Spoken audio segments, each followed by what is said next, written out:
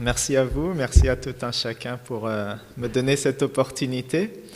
Vous avez bravé le froid, mais il y a quand même du soleil, il fait beau derrière ce froid quand même. Donc merci d'avoir été là, puis j'espère que ce sera un moment chaleureux où on va être dans ce parcours partagé, chemin de vie où on apprend à se connaître. J'apprécie beaucoup cette formule et je suis de ceux qui aiment beaucoup écouter aussi lire ou écouter les biographies des gens. Je pense qu'à travers ces parcours-là, on gagne énormément en expérience, en sagesse, où des gens nous partagent ce qu'ils ont vécu parfois des vingtaines d'années pour acquérir une certaine éthique, morale, et puis ils nous l'offrent comme ça en quelques minutes. Ça ne va pas être moi qui va faire ça, moi je ne suis que le petit jeune ici de la salle, donc je vous partagerai quelques expériences, etc. Mais le concept est très beau de découvrir les chemins des uns et des autres et de voir combien on peut en apprendre des uns et des autres. Alors ce que je vous propose comme cheminement, ça va être un parcours en 4 temps. On va voir quelles sont mes origines, les voyages qui m'ont beaucoup éduqué, un voyage particulier, celui que je vais faire en Égypte pour les études religieuses, et puis ce que je fais ici à Montréal. Alors, commençons. La question de quelle est ton origine, elle revient souvent. Et je me souviens, lorsque j'étais au Caire, une fois on entrait dans un lieu, j'étais avec des amis, et le Caire est un endroit où il y a beaucoup d'étrangers. Et j'entrais avec des amis de différentes nationalités, et à la porte, il y avait une personne qui travaillait beaucoup dans le tourisme et qui, à force d'expérience, il avait acquis cette compétence pour savoir « Ah, toi, tu viens de tel endroit, et toi, tu es de telle origine. » Alors, il s'était exercé auprès de nous, et il avait tout réussi. Il avait dit « Toi, tu viens du Maroc, toi, tu es de France, toi, tu es de tel pays, toi, tu es de tel endroit. » Mais lorsqu'il est arrivé à moi, il m'a regardé, il a dit... Et il a bloqué. Il m'a dit « D'où tu viens, dis-moi. » Parce que peut-être c'est le fait que j'ai une double nationalité. Et ma mère est française et mon père est syrien. Et à travers cette double origine que j'ai, mon père plus exactement est de la ville de Hama, pour ceux qui connaissent, ma mère est normande. Et de par cette double origine, déjà c'est énormément de choses que j'ai acquises. Parce que, vous savez, lorsqu'on côtoie non seulement 2 origines, mais c'est 2 religions, c'est 2 cultures, c'est 2 modes de pensée, etc., qu'on apprend à connaître. Et donc, lorsque j'étais dans la famille de mon père, vous savez, peut-être dans la culture arabe, par exemple, on est tout de suite très enthousiaste de voir l'autre, on est beaucoup dans l'affection, l'hospitalité est très très forte. Les horaires, on n'est pas vraiment à l'heure là. Lorsqu'on dit je viens chez toi à 14h, c'est que je quitterai la maison à 14h et encore. Donc il y avait cela. Puis dans la famille du côté de ma mère, les relations sont chaleureuses, mais c'est différent, ça prend son temps. On n'est pas forcément tout de suite enthousiaste à se faire de gros hugs, ça prend son temps. L'horaire, on est très strict. 20 minutes avant, il faut qu'on soit déjà à l'endroit où on doit être, etc. La culture aussi, donc tout ça c'est le mode de vie, mais aussi au niveau religieux, du côté de ma mère. Ma mère a découvert l'islam lorsqu'elle a rencontré mon père, et elle est d'une famille catholique. Et donc, lorsqu'on visitait ma mère, mon grand-père allait à la messe le dimanche. C'est arrivé qu'on puisse l'accompagner et voir quelle est sa pratique religieuse. On avait, dans la famille de ma mère, il y a 2 sœurs qui sont donc dans les ordres et qui sont très assidues dans cela. Et ça crée cette ouverture, ces dialogues depuis très tôt. Mes grands-parents aussi, ils connaissaient pas du tout l'islam. Et lorsque ma mère, on parle des années 80, et en Normandie, pas forcément de musulmans là-bas, et donc lorsqu'ils ont appris que ma mère allait entrer en islam, ça leur a fait un choc, mais ils ont appris avec le temps à découvrir, avec le temps à accepter que ma mère soit voilée, etc. Il y a une évolution comme ça dans les mentalités auxquelles j'ai pu assister que ma mère, mon père ont pu partager et qui m'a donc beaucoup aidé dans ce à quoi je crois énormément encore aujourd'hui, c'est ce dialogue, cet appel à apprendre à connaître l'autre et combien on s'enrichit à la découverte de l'autre et combien on a à apprendre les uns des autres. J'ajouterai par rapport à mes parents que l'éducation qu'ils nous ont transmise, parce que des fois on dit mais comment est-ce qu'on éduque des enfants dans la religion, dans un milieu où on ne parle pas tellement de foi, où on parle d'analphabétisme religieux, les gens ils sont très avancés au niveau technologique, etc. Mais religieusement parlant, on a délaissé le religieux. Alors comment est-ce que tu peux grandir dans une société comme ça et puis conserver ta foi jusqu'à même faire des études religieuses? Et j'étais une fois questionné par une disons, recherchiste ou qui était dans le milieu du journalisme. Elle faisait cette recherche auprès des jeunes qui ont grandi en Occident et qui tout de même conservent la foi. Et dans l'échange, moi ce que je lui avais partagé, c'est que mes parents nous ont toujours éduqués dans cet esprit de liberté. Mais pas une liberté avec le laisser-aller, et tu fais ce que tu veux, et je n'ai pas le droit de regard sur toi. Ce n'est pas du tout ce type de liberté auquel ils croyaient, mais plutôt une liberté où on va te responsabiliser. On t'encourage, on t'accompagne, on est là pour te conseiller, mais au final, on n'aura pas d'autorité sur toi. Et tu dois prendre tes décisions. Il y avait donc cette ouverture, ce dialogue qui se crée avec mes parents, et je crois que c'est une clé très importante lorsqu'on veut que des jeunes dans notre société ici s'attachent à il faut que ça vienne de l'intérieur. Il faut qu'on les ait accompagnés, qu'on ne les ait nullement forcés à croire en quelque chose. Et comme je disais, ce n'était pas une liberté dans le laisser-aller. Mon père et ma mère sont tous les deux de fervents croyants. Ils sont pratiquants, la prière c'est très important, etc. Et je me souviens, par exemple, une anecdote. Une fois, on était à Disneyland Paris, donc le lieu de divertissement où on s'éclate, où on s'oublie par excellence. Et à cet endroit-là, à un moment, mon père nous dit à mon frère et moi que c'est l'heure de la prière. Donc vous finissez, puis on va aller prier. Mais nous, on n'a pas fait comme certains font. Non, oui, c'est naturel. La prière, ça fait partie de notre mode de vie. Et même si on est à Disneyland Paris, on va prier. Alors on a cherché un endroit tranquille, et puis on a fait notre prière. Et c'est quelque chose après qui nous a accompagnés. C'est une éducation, vous voyez aussi, pas par la parole, mais c'est les actes. On apprend beaucoup plus quand on voit que quand on écoute. Et des années plus tard, par exemple, lorsque j'étais au lycée en France, alors que rien n'était là pour m'imposer de prier, et prier c'était trouver un endroit, etc., c'était pas facile, alors que rien ne m'obligeait à le faire. Moi je finissais rapidement de manger avec mes camarades à la cantine, et puis je partais, j'allais à un lieu comme disons une salle de prière, mais qui me faisait faire un long chemin. Finalement je ratais toute la pause, je revenais à peine pour le cours, mais je le faisais. Et il n'y avait aucun musulman ou une musulmane aussi à côté de moi pour m'encourager ou quoi, mais c'est personnel. J'ai gagné cela, mes parents ont réussi à travers leur éducation à l'inscrire en moi comme quelque chose de très important, une motivation de l'intérieur intrinsèque. Donc voilà ce que je peux un peu vous partager au niveau de l'origine, mes parents, leur éducation. Ensuite, ma mère tenait beaucoup à ce que nous, ses enfants, vivons dans un milieu arabo-musulman, et qu'on acquiert la langue. Vous savez, la langue arabe en islam, ça a son importance, et aussi qu'on vive dans un environnement où on entend l'adhan, qui est l'appel à la prière, qu'on voit des mouvements de gens qui prient, etc. Ça lui tenait à cœur, et donc j'avais 5-6 ans.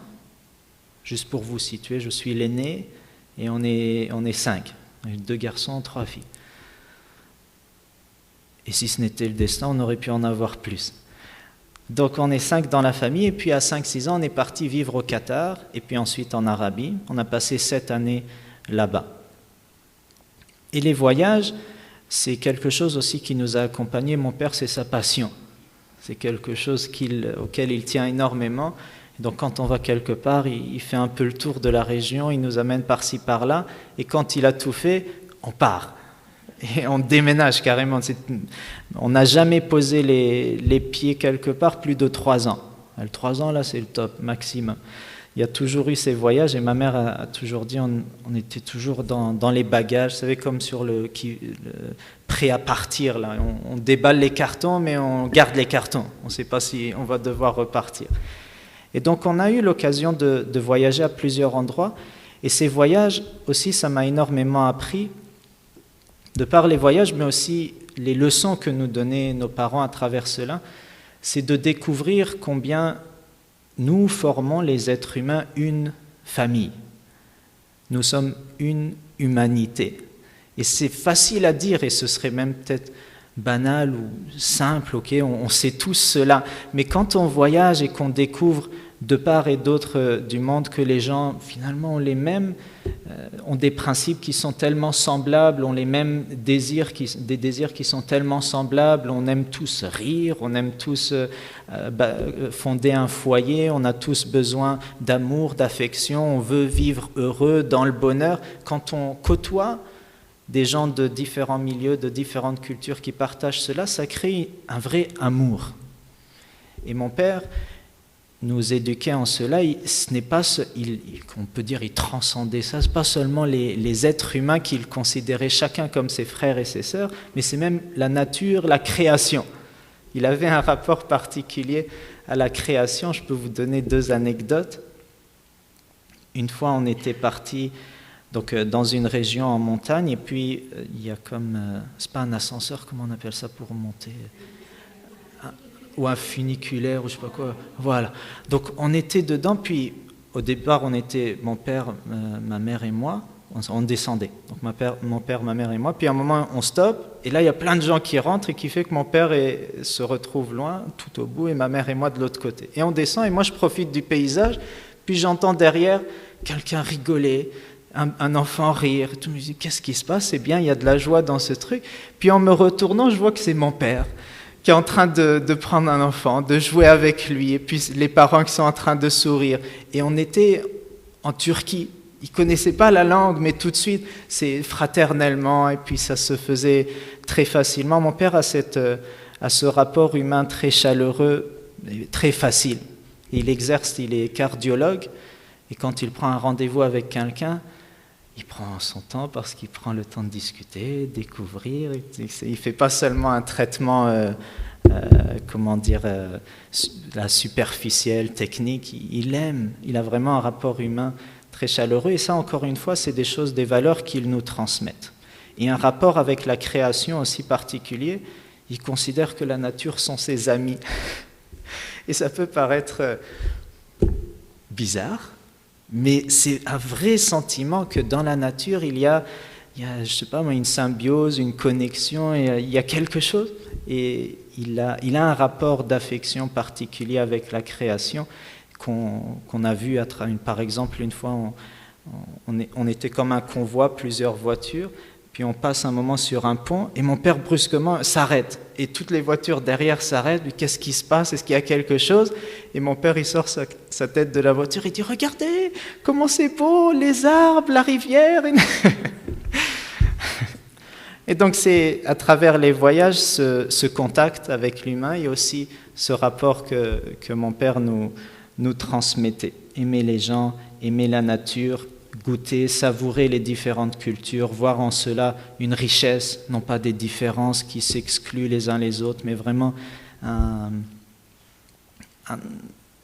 une richesse, encore une fois.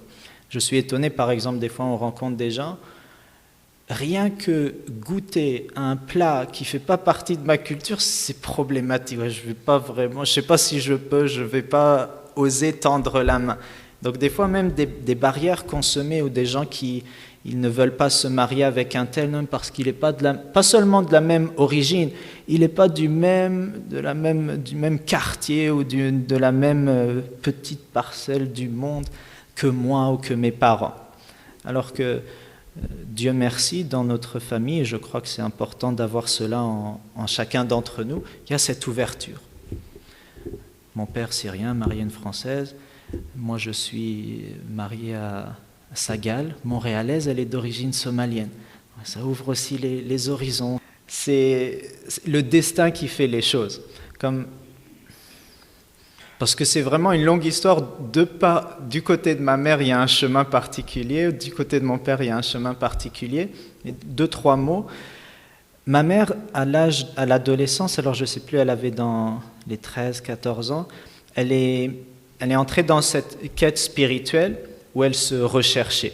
Et donc c'était durant la période de Noël, elle s'était comme, disons, elle voulait pas cette fois-ci participer à la messe de Noël. Elle disait que je vais entrer dans une quête de réflexion. Et ça lui a pris donc presque 10 ans là, de quête spirituelle. Et à travers cela, elle va faire plusieurs métiers, etc., jusqu'à ce qu'à un moment donné, elle soit comme infirmière dans un milieu hospitalier. À Flers, en Normandie, disons, une petite ville où il serait inconcevable que mon père, qui vient d'un autre pays, la retrouve ici. Mais donc ma mère arrive à cet endroit-là, dans cette soif de spiritualité. Mon père, quant à lui, il a grandi en Syrie, mais à un moment, dans l'histoire, il y a eu, en tout cas pour des raisons politiques, mon grand-père a quitté la Syrie pour se réfugier en Égypte avec sa famille. Et lorsqu'ils ont eu l'opportunité de revenir, mon père ne voulait pas revenir avec eux parce qu'il considérait que la Syrie était sous un régime de dictature. Et lui, il supporte absolument pas quand il y a cette injustice, quand il y a cette privation des libertés. C'est quelque chose qu'il ne supporte pas. Alors il est resté en Égypte, il a fini ses études de médecine et il a eu cette opportunité de venir en France. Et puis il partait pour une région en particulier. Et il y a son cousin qui lui a dit « il y a une offre à tel endroit où se trouve ma mère ». Donc le destin qui a fait les choses, il est allé, puis parce qu'ils travaillaient dans le même milieu, ils se sont côtoyés. Ma mère, quand elle a vu, elle dit « j'ai su que c'était lui ». Vous savez, les histoires d'amour, c'est ça qui lui est arrivé. Mon père, aussi quelque chose d'étonnant, c'est qu'il avait le gros accent arabe d'Égypte qui apprend le français. Et il disait, il n'y avait personne qui le comprenait, à l'exception de ma mère.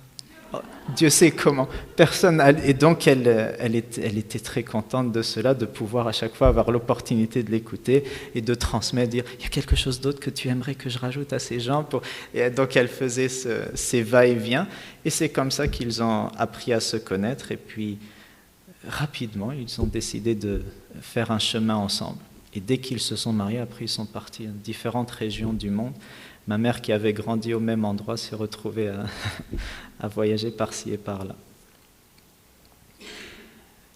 Mais c'est une grande leçon qui nous a accompagnés parce que des fois, par exemple, quand on prie, on s'attend à des réponses à la limite instantanées. On vit dans une société, on veut tout maintenant, vite, vite, vite, vite. Et là, on voit, ça peut prendre une dizaine d'années pour avoir sa réponse. Et ce temps-là, il a été bénéfique, il fallait qu'on chemine, que la personne qui allait nous aider chemine aussi. Donc, c'est cette confiance absolue au Créateur. Ensuite, maintenant, concernant l'Égypte, ça revient souvent, c'est la première chose aussi qu'on m'a dit tout à l'heure, vous êtes jeune, vous êtes un jeune imam. Comment ça se fait ? Qu'est-ce que ça mange un imam? Comment ça fait pour vivre? Ce genre de questions.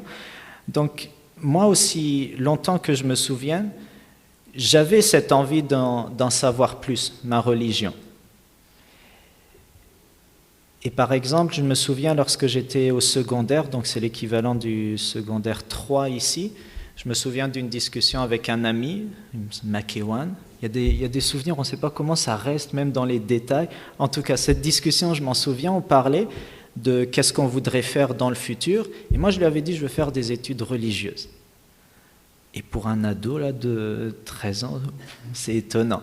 Et lui, il m'avait appris un mot, il m'avait dit « Ah, donc tu veux faire des études de théologie ?» Moi, je ne savais même pas ce que ça veut dire théologie.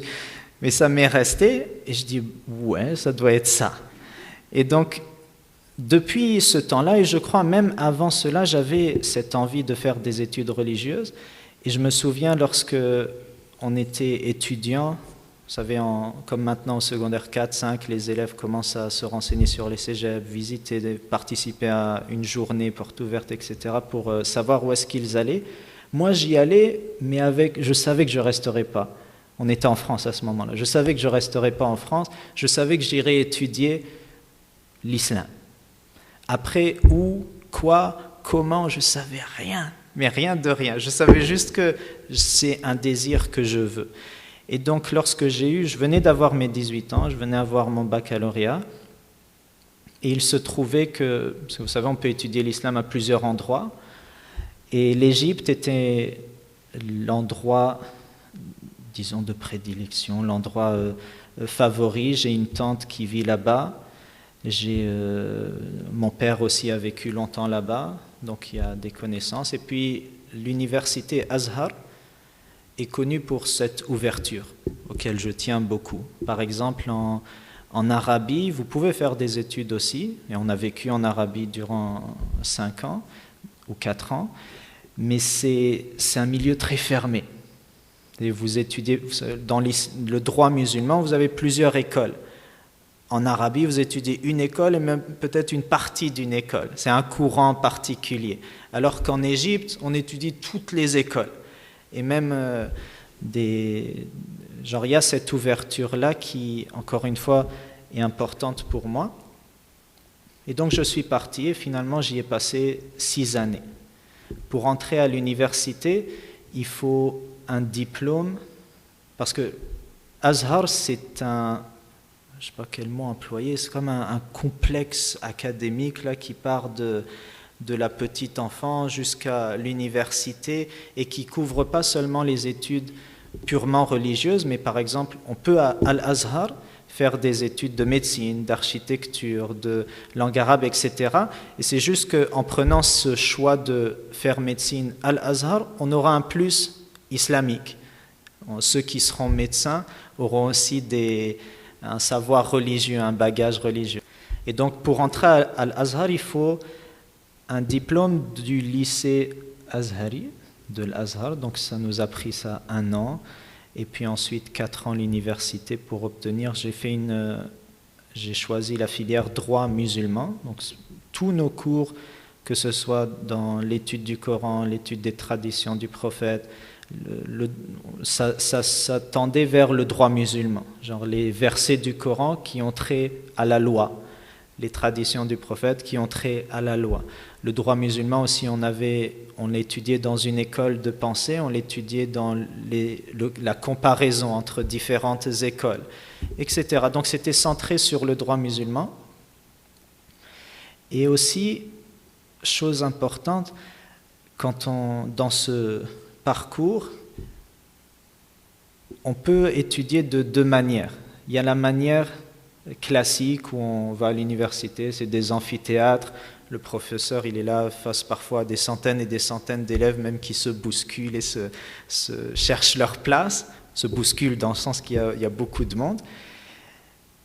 Et il y a le côté traditionnel qui lui se fait dans les mosquées. C'est une relation très particulière entre le professeur et son élève. On est à même le sol très généralement.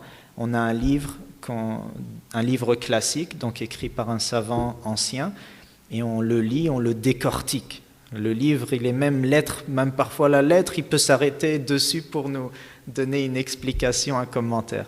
Et donc, oui, il y a cette manière, comme on peut avoir dans les différentes universités, et la manière traditionnelle.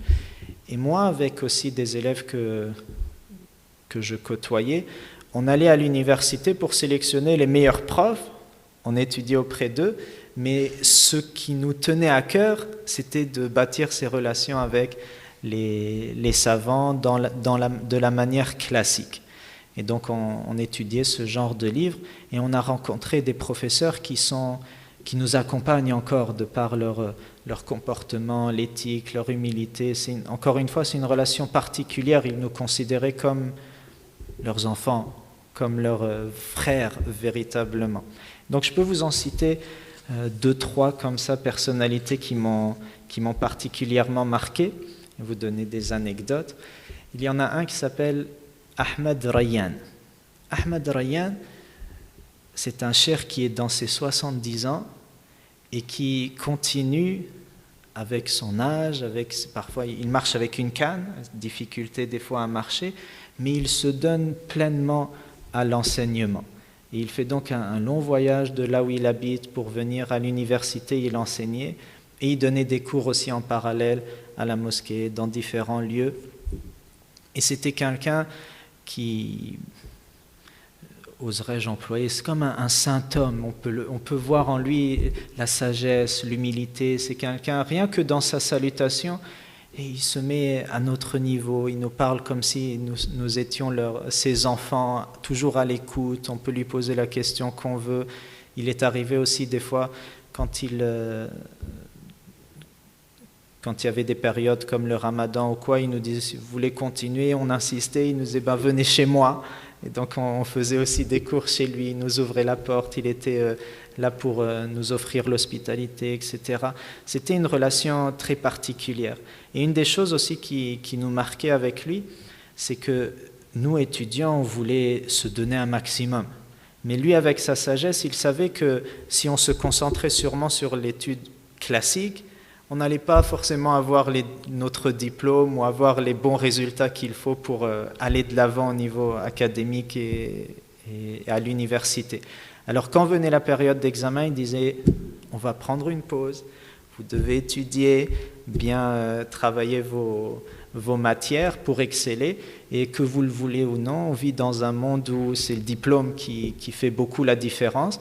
Et ces cours en parallèle, c'est pour vous, c'est pour votre savoir, c'est ça qui fait vraiment un savant, mais vous ne pouvez pas négliger cela. Et donc pour nous, des étudiants là qui sont dans le début de la vingtaine et tout, on a le zèle, on veut apprendre au maximum, etc. Il avait cette sagesse de nous orienter, de nous montrer qu'est-ce qui était le bon chemin. Imad Ifat, rahimahullah, que Dieu lui fasse miséricorde, c'était aussi un de ces savants c'était un érudit, un grand savant dans son domaine qui pouvait enseigner aux chouyours, enseigner aux savants, et alors qu'il était relativement jeune, je crois qu'il était dans la quarantaine, à peine genre 45 vers cela, et il était un grand savant et il refusait des postes qu'on pouvait lui offrir parce qu'il voulait s'adonner aux élèves, c'est cette vie-là qu'il voulait dans sa vie et non pas être, vous savez, parfois quand on accepte un statut hiérarchique, on peut avoir des pressions, on peut manquer de liberté. Donc lui il tenait à ce que le savoir, il le partage sans aucune restriction. Il dit ce qu'il a à dire. Et lorsque, vous savez, avec la révolution en Égypte, vers les années 2011, lui tout de suite a pris part, et il a pris part avec le peuple. Et donc il continue à enseigner avec son habit. Si vous avez déjà vu l'habit traditionnel des gens de l'Azhar, c'est genre une longue veste avec un chapeau blanc et rouge sur le dessus. Donc il avait cet habit traditionnel, mais lorsqu'il finissait son cours, il enlevait ce manteau pour ne pas être un représentant de Azhar, l'université, mais il représente sa personne. Et il est un individu parmi le peuple, et il descendait dans les manifestations. Et ça nous marquait parce que c'est pas toujours... On n'a pas toujours des savants qui savent faire... Vous savez, ils ont un regard dans la science, mais aussi un regard sur qu'est-ce qui se passe concrètement dans le pays, et qui prennent position au niveau civique, au niveau politique, au niveau social. Et lui avait ce savoir-là, cet esprit-là. Et donc, encore une fois, il finissait son cours, il descendait, et il avait de l'influence. C'est une personne qui avait de l'aura, qui dégageait un respect, et donc le gouvernement égyptien l'avait visé, et ils l'ont exécuté. C'est pour ça, tout à l'heure, je disais que Dieu lui fasse miséricorde, c'est parce qu'il a été tué dans ces manifestations, alors que c'était très paisible. Hein, on est au début des manifestations, il descendait calmement, aucunement dans la violence, mais voilà comment on a réagi face à eux. Et lorsqu'il y a eu vous savez, le convoi, la funéraire, on a prié sur lui. En islam, aussi dans toute religion, là, il y a un rite funéraire. Donc, quand on a fait la prière sur lui et qu'il y a eu ce convoi pour aller l'enterrer, c'était rempli de monde. C'était, au lieu de prendre les chemins, on est allé sur l'autoroute en marchant, tous en marchant. Et c'était un moment très particulier qui témoigne de cet amour et ce respect qu'il avait non seulement chez les élèves, mais aussi chez le peuple, qui le considérait comme un savant, qui savait prendre position et qui était là pour eux. Donc ça aussi, ça nous a beaucoup marqué. Un troisième et dernier savant que je peux citer, le Cheikh Issam As-Sari. Les deux premiers sont égyptiens, le troisième est libyen. Et lui venait donc de Libye, il est venu dans les années 80 pour étudier, et il est resté une vingtaine d'années étudiant. C'est un étudiant éternel. Moi aussi, quand je me définis, on dit jusqu'à la fin de mes jours. Je continuerai à étudier, à apprendre, je ne suis qu'un étudiant. Et lui aussi, j'ai eu cette chance de le côtoyer de près, et donc d'assister à ses cours publics, d'assister à ses cours privés. Et ce dont j'ai le plus profité, c'est de le côtoyer même quand on faisait les déplacements. Par exemple, monter avec lui dans les moyens de transport en Égypte. Si vous connaissez comment fonctionne la route en Égypte, c'est quelque chose de fou. Il y a des panneaux genre de circulation, mais qui ne sont purement que décoratifs. Et il y a la poussière qui s'accumule, et vraiment. Donc quand on montait dans les microbus et les navettes, il y avait beaucoup de bruit, etc. Et donc lui, ça me touchait de voir son comportement et humble. Et des fois, ceux qui sont dans les navettes et tout, ils peuvent te crier, toi là-bas, t'as pas payé, donne le truc, et qu'est-ce que tu fais ici, bouge un peu, laisse rentrer, parce qu'ils sont dans le stress, etc., et le trafic et tout. Mais lui, il prenait ça tranquille. Et puis, il aurait pu prendre le taxi et se faire sa propre route tranquille. Mais il se mélangeait avec les gens, puis il n'hésitait pas s'il y avait quelque chose à redire, un conseil à donner, d'être là. Et particulièrement, c'était son amour des livres qui m'a marqué. Alors avec Cheikh Issam, on a passé de ces heures et de ces heures dans les bibliothèques. Et dans les bibliothèques, à regarder livre par livre, ou même chercher les livres qui manquent. Et des fois, il me sortait tel livre, c'est un livre important, il faut que tu l'aies.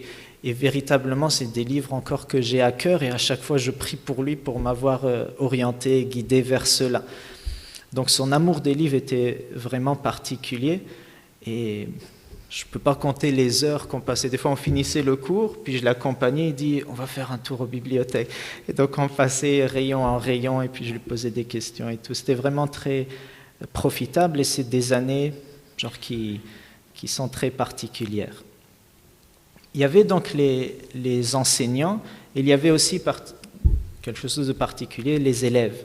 Donc ceux qui sont, on va dire, de mon âge, mais qui sont des êtres aussi, je considère une personne que je respecte beaucoup et j'apprends énormément de eux. Et là aussi, je vais en citer 2, 3. 3 chouyours, 3 élèves. Il y a premièrement Uthman Iqiyoussen. Et Uthman Iqiyoussen, dernièrement, ils ont écrit, j'aurais pu ramener même le livre, il a publié un livre avec, je crois, Christian Lacroix, ou j'ai oublié le nom de le co-auteur, mais un livre qui s'intitule « La paix soit avec toi ». Et ce qui est beau, c'est que ce livre-là, je l'ai reçu comme cadeau à Montréal, de la part du groupe Interfoi, avec lequel on a fait quelques activités interreligieuses.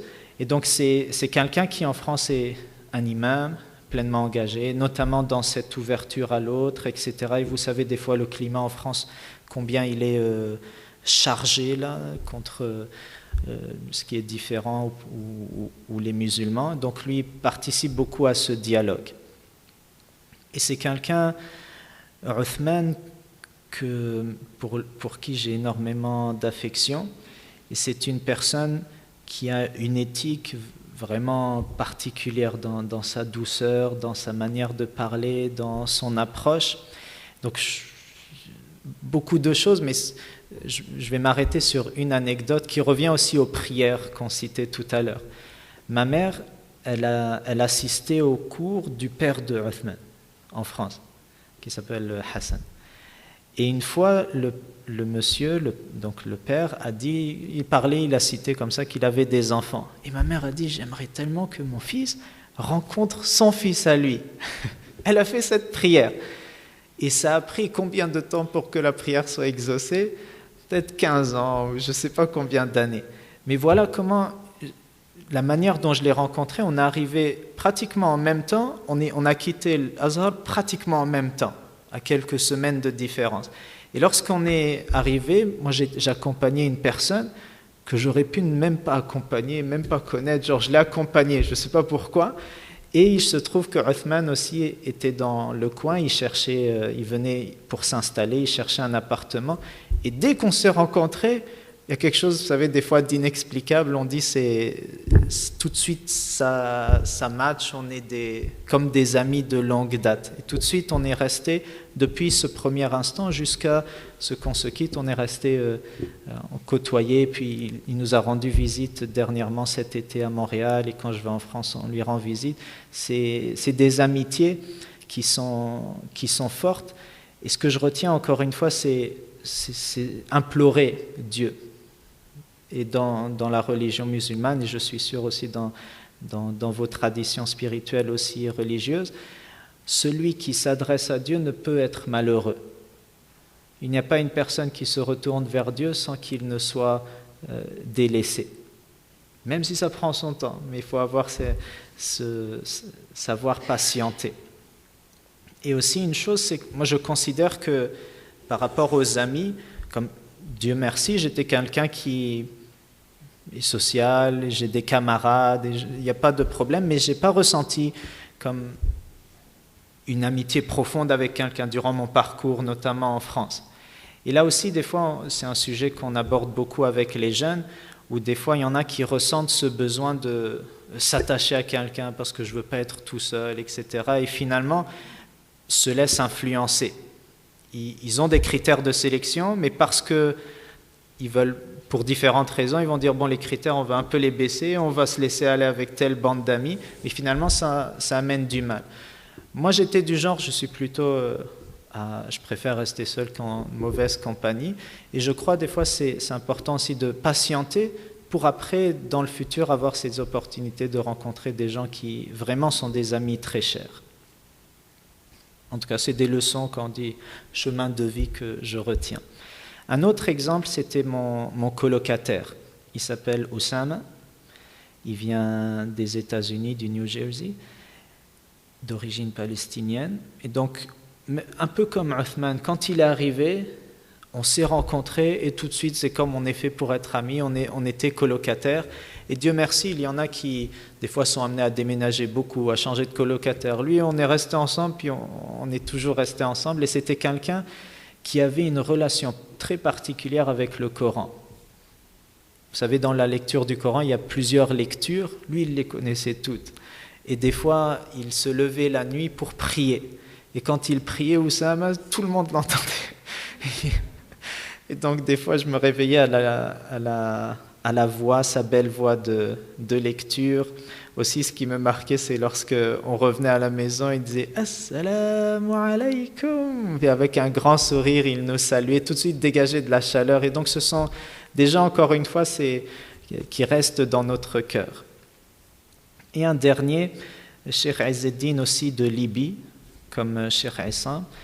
Et lui était pratiquement de notre âge, mais c'est notre cheikh, notre enseignant, parce que c'est quelqu'un aussi depuis sa tendre enfance qui s'est donné dans la science. Il a eu l'occasion de beaucoup voyager, il a une maîtrise de plusieurs savoirs, et donc il nous offrait de son temps. Des fois on partait le matin très tôt, on allait chez lui, on étudiait chez lui, puis après qu'il puisse aller à l'université, nous aussi. Donc il y avait aussi cette relation auprès des élèves, on trouvait des gens à son image qui ont eu cette chance d'être, depuis la tendre enfance, ils sont dans ces études religieuses. Ils deviennent vraiment très tôt des érudits, on pourrait dire. Donc voilà un peu qu'est-ce que Al-Azhar, comment on étudie à l'université, mais aussi de manière classique, et cette relation particulière avec les enseignants, avec les élèves. Et je suis toute reconnaissance envers Dieu, envers mes parents, de m'avoir offert cette opportunité de vivre cette expérience. Je voulais continuer. Et si ce n'était un appel de Montréal, de la mosquée Raouda, j'aurais continué. Mais donc, à la fin de l'année, donc là je vais vers le 4e point qui est qu'est-ce que je fais ici à Montréal. J'étais en train de préparer mes examens de fin d'année pour obtenir le bac, la licence. Et moi j'aimais énormément, j'habitais, pour ceux il y en a qui ont visité le Caire? Oui. Vous êtes allé donc dans la région de l'Azhar, l'Hussein, et le vieux, on dit le vieux Caire, qui était entouré d'une muraille, donc c'était comme... Et là-dedans, il y a une quantité de mosquées puis, qui datent de différentes époques, on dit Ben Touloun, l'époque des Mamelouks, l'époque des Fatimites, vraiment très, très, très, très belles régions. Moi, j'habitais là. J'allais rajouter que c'est une région difficile. Ma tante ne voulait pas que j'habite ici, mais je me retrouve une manière d'habiter là. Et donc c'était en tout cas le cœur de la ville du Caire. Et ce que j'aimais, c'est à chaque fois, quand j'avais du temps, je partais dans une mosquée et je passais mon temps et je découvrais l'environnement et en même temps j'étudiais. Et comme ça, j'ai pu découvrir le vieux Caire. Et c'est aussi quelque chose qui me tient à cœur, ce lien avec l'histoire, de voir comment était la civilisation musulmane, etc. Et donc j'étais dans une mosquée en train d'étudier pour préparer mes examens. Je reçois un coup de fil avec les vieux Nokia, là, vous vous rappelez les vieux Nokia, on peut les utiliser comme un marteau, prétend-il.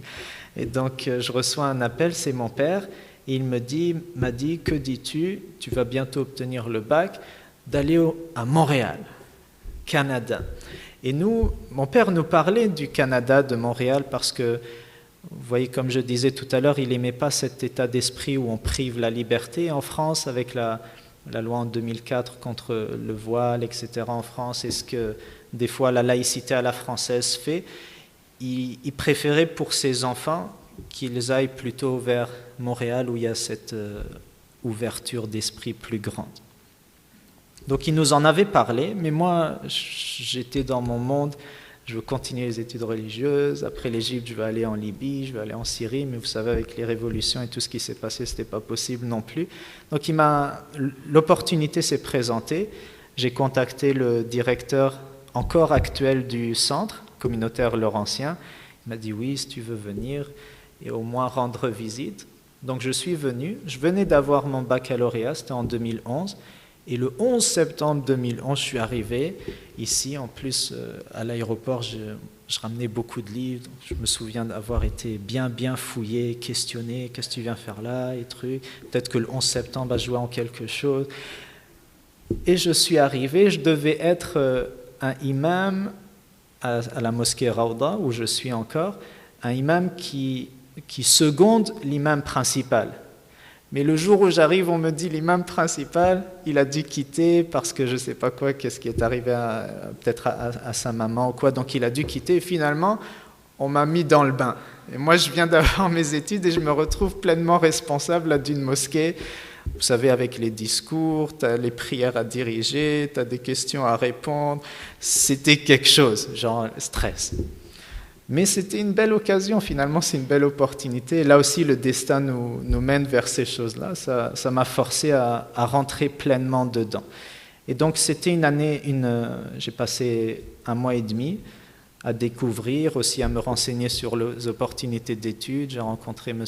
Patrice Broder à l'Université de Montréal pour continuer avec une maîtrise en sciences des religions. Donc j'avais cette idée, bon, je reviendrai l'année prochaine, parce que je veux quand même me donner du temps auprès de l'Azhar, etc., faire ces études-là. Et je reviendrai dans 1 an pour enseigner, travailler et en même temps continuer mes études. Et donc je suis revenu une année sabbatique. Et en 2012, je me suis installé ici à Montréal. Ça fait 6 ans. Et mon travail, parce que quand on dit imam, imam, ça renvoie à plein de choses. Imam, au sens premier du terme, c'est quelqu'un qui a une fonction de leadership, qui dirige. Et imam, ça peut être un très haut niveau, au niveau de l'État. On appelle imam quelqu'un qui dirige à ce niveau-là. Ça peut être au niveau d'une expertise dans un savoir en particulier, ou ça peut être peut-être le niveau le plus basique et celui qui est le plus commun. C'est imam dans le sens, il lead, il dirige une prière. Moi, en ce qui me concerne, quand on dit imam, c'est déjà il y a quelque chose que je dis souvent. Moi, je suis nullement un savant, un érudit. Ça, c'est pas mon domaine. Moi, je suis pas un spécialiste, mais je suis quelqu'un qui me considère comme un maillon dans la chaîne. Moi, j'aime faire ce lien entre j'apprends des savants et puis je suis en contact des jeunes en particulier, mais aussi des gens de manière générale, pour travailler à transmettre, à divulguer, ou comme un de nos enseignants à l'UDEM disait, c'est de la vulgarisation scientifique. Tu vulgarises, mais c'est précis, c'est pas du n'importe quoi, c'est pas des résumés à la va-vite, c'est quelque chose de précis. Donc c'est à ça que je m'attelle et à cela que je m'accroche. Je suis pas un imam dans le sens spécialiste, etc., expert, mais je suis quelqu'un qui est plutôt dans le contact avec les gens. L'éducation, c'est quelque chose qui me tient à cœur. J'aime ce contact avec les gens, avec les jeunes en particulier. Et donc ce que je fais à la mosquée, il y a des discours du vendredi qui s'apparentent à la messe du dimanche. Il y a des prières que je dirige, des cours que je peux donner publiquement. Et il y a des projets pour les jeunes du secondaire où on essaye, comme vous disiez dans la présentation, d'allier le spirituel et le développement personnel. Et de voir que l'islam, la religion, de manière générale, c'est un mode de vie qui nous accompagne pour nous permettre d'exceller, de nous épanouir. Ce n'est pas une charge, ce n'est pas quelque chose qui vient nous empêcher de vivre, qui nous suffoque. Au contraire, ça nous donne, c'est notre oxygène. Quand on le comprend bien, ça nous mène très très loin, autant ici-bas qu'à l'au-delà. Et donc voilà à quoi je travaille. En ce moment, je suis en train de terminer un certificat pour formateur. Donc c'est aussi le travail d'enseignant, mais hors du cadre scolaire. J'enseigne en ce moment dans une école secondaire privée l'étude islamique, mais j'aime cette manière avec les formations, et c'est vers ça que je m'aligne. Voilà un peu ce qui fait le tour donc entre les origines franco-syriennes, entre le voyage, particulièrement l'Égypte et l'Azhar, et puis à Montréal, qu'est-ce que je fais ici. Voilà, je pense que ça fait la période... C'est à vous.